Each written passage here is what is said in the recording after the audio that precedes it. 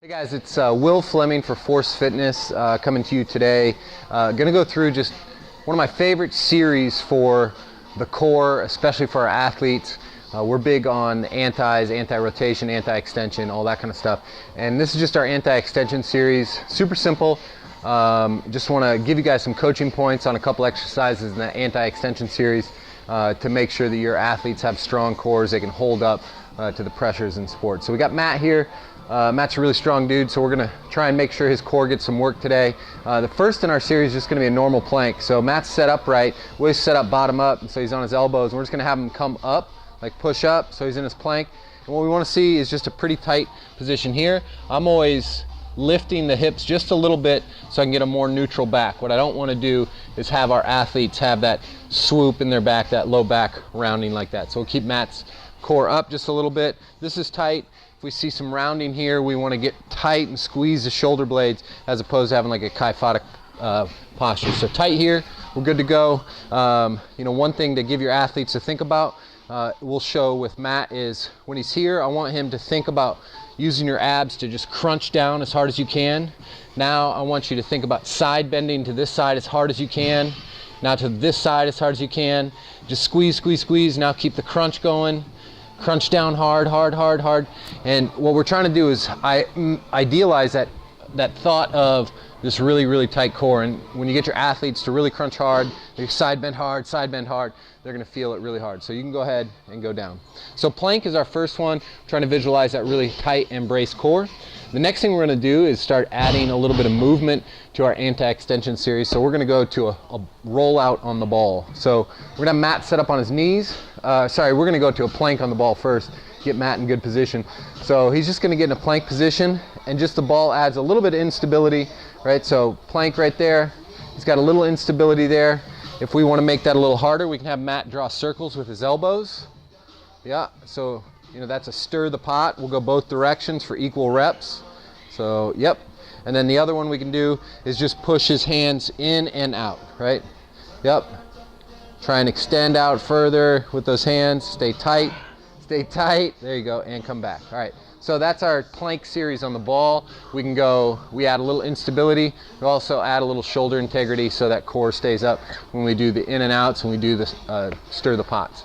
So our next one we're going to do is we're going to do a rollout on the ball. So we're just going to have Matt set up with his hands, karate chop the ball. Yep, right there. Stay tall, get tight. And now we're just going to fall like a tree out till his forearms hit the ball and come back up. Yep, and we want to stay long and tight through the core. We don't want the hips to lead. We're not mailing the hips first. We are trying to get the hips to stay tight the whole time, right? So core, brace that core really tight, come out and bring it back, right? So that's our fall out or roll out on the ball. And then our next in the series is gonna be on the wheel. So I wanna show you guys a little bit different way to do ab wheel rollouts. Matt's gonna show the typical way that you guys are gonna see, where an athlete kind of starts on all fours and rolls out, brings it back, and their hips lead the way back, right? So they pike over and lead back with the hips. That's pretty typical. Athletes are gonna feel some really good stuff out of that. But if we want it to connect back to our anti-extension series, I wanna get Matt set up in what looks like a plank on his knees, right? So this is all straight. Hands are directly under the shoulders right here. He's locked in right there, and he's just gonna let his hands fall out, and his core is gonna stay tight. Again, like a tree falling to the ground, out and back, right?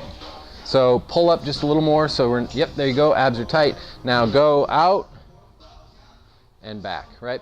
So that's a different way to do it. That connects more to our plank series because we're almost doing just a dynamic plank where Matt's in a good plank position and then wheeling the hands out and back in. So one more on those. Good, perfect.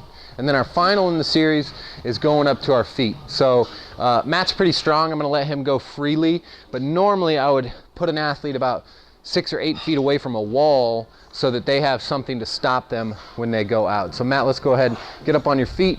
And Matt is going to roll out, stay tight. We're trying to get out to a plank position. So we wanna get here. Now the hands are gonna go just a little further and then bring it back and come up. Yep, perfect. So we're trying to get to that plank position. As you saw, I was kind of making sure Matt didn't go down on that.